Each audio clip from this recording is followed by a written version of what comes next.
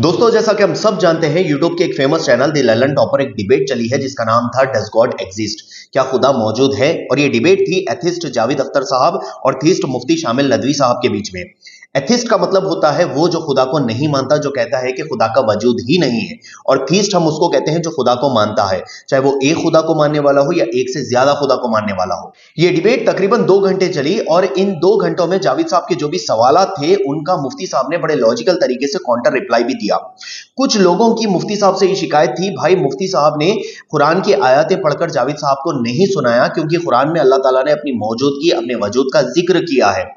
भाई शायद आपने उस डिबेट को ध्यान से सुना नहीं है। मुफ्ती साहब ने अपने फर्स्ट इंट्रोडक्शन में उस डिबेट के शुरुआत में ही जावेद साहब से यह वादा किया था कि मैं आपको कोई भी बात रिलीजियस तरीके से नहीं समझाऊंगा, क्योंकि आप किसी मजहब को मानते ही नहीं। मैं जो भी आपको समझाऊंगा वो लॉजिकल तरीके से समझाऊंगा। ये मुफ्ती साहब ने जावेद साहब को पहले ही कह दिया था। शायद यही वजह थी कि मुफ्ती साहब ने कोई भी आयत जावेद साहब को पढ़कर नहीं सुनाई। 2014 या 2015 में मुंबई में राइटर्स का एक वर्कशॉप था जिसमें मैं जावेद अख्तर साहब से मुलाकात किया था। उस वक्त जावेद अख्तर साहब बहुत समझदार, सुलझी हुई और बहुत लॉजिकल बातें किया करते थे।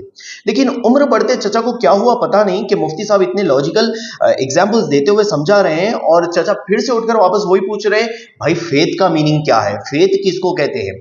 अरे चचा खैर छोड़िए, अल्लाह जिसको गुमराही दे उसे कौन हिदायत दे सकता है। दोस्तों, तकरीबन 2 घंटे का वो डिबेट है जिसमें आज हम सिर्फ पहले घंटे पर बात करेंगे और जावेद अख्तर साहब के कुछ सवालात थे जिसका हम हमारे तरीके से जवाब देने की कोशिश करेंगे, क्योंकि मुझे बहुत बेचैनी सी हो रही थी कि भाई उनके जो सवालात थे उसका मैं लॉजिकल तरीके से या फिर कुरान के हवाले से अल्लाह जो अपने वजूद का जिक्र कर रहा है उस हिसाब से जो है मैं उनके सवालात का जवाब दूं। इसीलिए आज हम पहला जो 1 घंटा है उस पर बात करेंगे, फिर इस वीडियो का मैं सेकेंड पार्ट बनाऊंगा तो हम आखिर का जो 1 घंटा रहेगा उस पर हम बात करेंगे।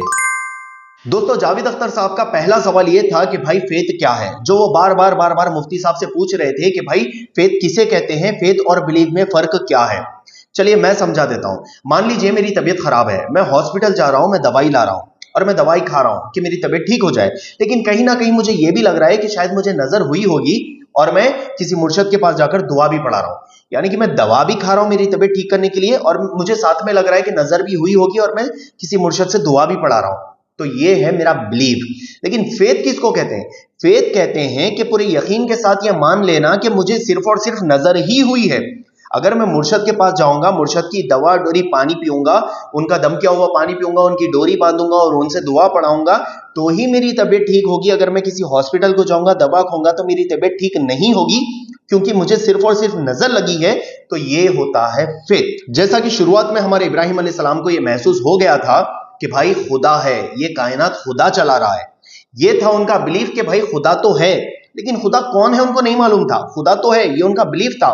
लेकिन जब उन्होंने अल्लाह की कुदरतों में सबूत ढूंढा कि भाई अल्लाह मौजूद है और ये कायनात का मालिक अल्लाह है और अल्लाह ही इसको रन कर रहा है, ये तब जाकर उनका फेथ बन गया कि भाई अल्लाह ही है जो ये सारी कायनात को रन कर रहा है।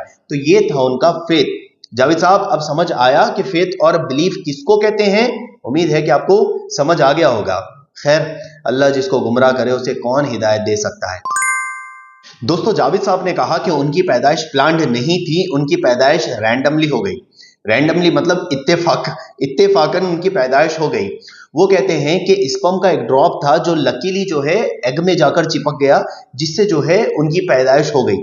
जावेद साहब, ये क्या बातें हैं? अच्छा हुआ आपके वालिदैन, आपके वालिद, आपकी वालिदा जो है बाहयात नहीं है, नहीं तो शर्म के मारे फिर मर जाते। ये कैसी बेहुदा बातें कर रहे हैं आप जावेद साहब, ये क्या बात कर रहे हैं आप? देखिए, असल चीज जावेद साहब, आप जो गुमराह हो गए हैं उसकी खास वजह मुझे ये दिख रही है कि आप जो है कुरान को तर्जुमे के साथ नहीं पढ़ते। अगर आप पढ़ते तो आप इतने नहीं बहकते। मैं आपको जो है कुरान की एक आयत पढ़कर सुनाता हूं जावेद साहब, आप तवज्जो फरमाइए। और जितने भी लोग ये देख रहे हैं, देखिए सूरह अल मोमिनून आयत नंबर 12 से 14 में अल्लाह ताला फरमा रहा है, और हमने इंसान को मिट्टी के एक खुलासे से पैदा किया है, फिर उसको एक मजबूत और महफूज जगह में नुत्फा बनाकर रखा, फिर हमने नुत्फे का लोथड़ा बनाया, फिर लोथड़े की बोटी बनाई, फिर बोटी की हड्डियां बनाई, फिर हड्डियों पर गोश्त पोश चढ़ाया, फिर उसको नई सूरत में बना दिया। सो बड़ा बरकत वाला है अल्लाह जो सबसे अच्छा बनाने वाला है। जावेद साहब, काश आप कुरान को तर्जुमे से पढ़ लेते तो इतने गुमराह नहीं होते आप। चलिए, आप वैसे भी जो है आप एथिस्ट है, आप खुदा को या कोई भी रिलीजन को नहीं मानते, तो शायद आप ये आयत का भी आप इनकार कर देंगे। मैं आपको लॉजिकल तरीके से समझाता हूं। अगर आपके हिसाब से अगर बर्थ इत्तेफाकन है तो फिर मौत भी इत्तेफाकन होगी। तो इंसान मर क्यों रहा है? मतलब हर इंसान क्यों चाह रहा है? जब जब वो चाहता है कि भाई मैं जीऊं, अब मेरी अगर तबीयत खराब होगी तो मैं हॉस्पिटल जाऊंगा, अच्छे से अच्छा डॉक्टर ढूंढूंगा, इलाज करवाऊंगा और इस फानी दुनिया में जीने की पूरी पूरी कोशिश करूंगा, पूरा जोर लगाऊंगा। क्यों? जबकि मौत इत्तेफाकन होती है। मतलब इंसान के हाथ में क्यों नहीं है? जब खुदा नहीं है, खुदा प्लान नहीं कर रहा है, तो फिर इंसान के हाथ में होना चाहिए ना जीना और मरना। तो इंसान क्यों बच नहीं पा रहा है? चाहते हुए भी, कोशिश करते हुए भी, अपना घर दार इलाज के पीछे सब कुछ कुर्बान करते हुए क्यों नहीं बच पा रहा है इंसान? फिर आप थोड़ा इसका जवाब देंगे? दोस्तों, मुफ्ती साहब ने जावेद साहब से कहा कि अगर भाई खुदा नहीं है तो फिर एक कमजोर को इंसाफ कौन दिलाएगा? मतलब कि मान लीजिए एक कमजोर पर एक ताकतवर जुल्म करता है और कमजोर खामोश हो जाता है, तो मतलब वो क्यों खामोश हो रहा है? वो इसीलिए खामोश हो रहा है कि भाई खुदा है जो मेरा इंतकाम लेगा, जो है मुझे इंसाफ देगा और इसको, इस जालिम को सजा देगा। तो जावेद साहब ने बड़ा बेवकूफाना जवाब दिया इसका। जावेद साहब ने कहा कि भाई जो इंसाफ है वो ह्यूमन कॉन्सेप्ट है, यानी कि लोगों ने बना लिया कि भाई इंसाफ लेना देना ये सब जो चीजें हैं ये लोगों ने बना लिया। जावेद साहब का एक सवाल था कि भाई आंधियां झाड़ पेड़ उखाड़ कर ले जाती है तो फिर आंधियों को जेल क्यों नहीं होती? और शेर जो है जंगल में हिरन खा जाता है तो फिर शेर को जेल क्यों नहीं होती? जावेद साहब, कितनी बेवकूफाना बात है। मुझे भाई इस चीज में भी मुझे अल्लाह की कुदरत नजर आती है। देखिए आप लोग, इतना बड़ा राइटर जिसने शोले, दीवार ऐसी बड़ी बड़ी बड़ी बड़ी मूवीज लिखी है जिसको हम देखते हुए बड़े हुए हैं, जिनकी तारीफें हम सुनते हुए बड़े हुए हैं, इतना दिमाग अल्लाह ने इनको नवाजा है। लेकिन फिर देखिए आप, अल्लाह ने जहां पर इनका दिमाग ब्लॉक कर दिया वहां पर ये चाहते हुए भी दिमाग नहीं लगा सक रहे। सुभान अल्लाह व बिहम्दिही सुभान अल्लाहिल अज़ीम। मतलब खुदा की कुदरत देखिए आप, एक दिमाग के एक हिस्से से जो है इंसान से अल्लाह ताला ऐसा काम ले रहा है और फिर दूसरे हिस्से को इस तरीके से अल्लाह ताला ने ब्लॉक कर दिया है कि कॉमन सेंस की बातें इनको समझ नहीं आ रही है। चलिए, मैं अब इस बात का जवाब दे देता हूं। जावेद साहब, मैं फिर से कहूंगा कि आप कुरान को तर्जुमे के साथ नहीं पढ़ते, इसीलिए इस बात का आपको जवाब नहीं मिला। कुरान में अल्लाह ताला फरमा रहा है कि हमने इंसान को अशरफुल मखलूकात बनाया है। इंसान बात करता है, जानवर नहीं कर सकते, झाड़ नहीं कर सकते। अभी आप अगर इंसानों की मिसाल झाड़ों से, आंधियों से, शेर से ले रहे हैं तो इंसान चांद पर जा रहा है, फिर शेर क्यों नहीं जा रहा? आंधी क्यों नहीं जा रही? इंसान हवाई जहाज बना रहा है जिसमें 500-500 300-300 लोग बैठ करके, न जाने कितने लोग बैठकर यहां से वहां चंद घंटों में हो रहे हैं। फिर ये शेर क्यों नहीं कर पा रहा है? ये आंधियां क्यों नहीं कर पा रही है? जावेद साहब, अल्लाह परवरदिगार ने इंसान को अशरफुल मखलूकात बनाया है। अल्लाह फरमा रहा है कुरान में कि हमने जिनों और इंसानों को महज अपनी इबादत के लिए पैदा किया है। और आप जो बोल रहे हैं जावेद साहब कि भाई शेर जो है हिरन को खा जा रहा है, फिर उसको क्यों नहीं होगा? मतलब ये इंसाफ जो है वो ह्यूमन कॉन्सेप्ट है। आपको शायद नहीं मालूम जावेद साहब, अल्लाह ताला फरमा रहा है कि एक सींग वाली बकरी अगर बिना सींग वाली को मारेगी तो उससे भी सवाल होगा। दोस्तों, चौथी और बड़ी कमाल की बात जावेद साहब ने कही है कि बाग में जो फूल है वो नेचुरल नहीं है, कुदरती नहीं है, सारे फूल इंसान के बनाए हुए हैं। तो जावेद साहब, आपको क्या लग रहा है? फूल जो इंसान बना रहे हैं, जो उगा रहे हैं, वो उगाने के लिए जो बीज है वो आपको क्या लग रहा है कौन ला कर दे रहे हैं? हमारे नाना ला कर दे रहे हैं क्या? नहीं, कौन ला कर दे रहे हैं बीज? वो कहां से आ रहे हैं बीज? नहीं, क्या जुबेर के प्लास्टिक के कारखाने से जो है प्लास्टिक के बीज ला के जमीन में डाल रहे हैं तो फ्लावर्स निकल के आ रहे हैं क्या बाहर? कैसी बेवकूफाना बात कर रहे हैं जावेद साहब। अरे भाई, फूल इंसान चलिए प्लांट कर रहे हैं, मान रहे हैं, तो उसके लिए जो बीज है वो कहां से आ रहे हैं? वो तो अल्लाह की नेमतें हैं ना, दुनिया में जो अल्लाह ताला ने रखी है।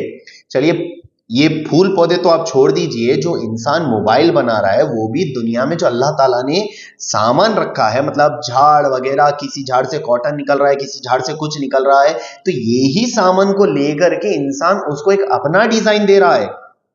हवा में कोई चीज नहीं मिलती, इंसान गैब से कोई चीज नहीं निकालता।